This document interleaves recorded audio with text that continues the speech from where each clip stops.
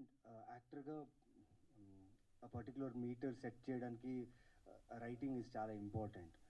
So ఆ writing తాలూకు director అనే వాళ్ళు ఎంత పర్టికులర్గా ఉన్నారు. సో వాళ్ళిచ్చే డీటెయిలింగే మేము చేసే పర్ఫార్మెన్స్. సో థ్రిల్లర్లో ఇవన్నీ మీటర్స్ ఉంటాయి. లైక్ ఈయన చెప్పినట్టు నాకు తెలియదు, మైనస్ ప్లస్ ఏమో చెప్పారు, అవన్నీ కొలమాత్రం తెలియదు.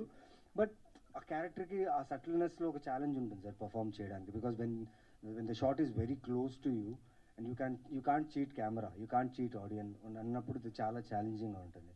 So thrillers is go to film for me. ఎందుకంటే స్కోప్ ఉంది, క్యారెక్టర్స్ చాలా. నేను ఒక్కడే కాకుండా ఇప్పుడు చూడండి ఇంత మంచి యాక్టర్స్ ఉన్నారు, ఇంత మంచి క్యారెక్టర్స్ చుట్టూ 4-5 క్యారెక్టర్స్, లీడ్ క్యారెక్టర్స్తో ఈక్వల్గా ట్రావెల్ అయ్యే క్యారెక్టర్స్, పర్ఫార్మెన్స్కి చాలా స్కోప్ ఉండే క్యారెక్టర్స్. సో అందుకే థ్రిల్లర్స్ ఈజ్ స్పాట్లోనే ఒకటి క్వశ్చన్ మార్క్ పెట్టేసి హ్యాంగ్ అయి ఉంది. అంటే మీ మైండ్లో అది ఎవరనేది రన్ అవుతుంటుంది. కనిపెట్టారు లాస్ట్కి అయితే? కనిపెట్టాను సార్. కనిపెట్టారు. అది ఎందుకు అని అంటే ఎవరని అడగను, కానీ ఎందుకు అనేది ఏం చెప్తారు?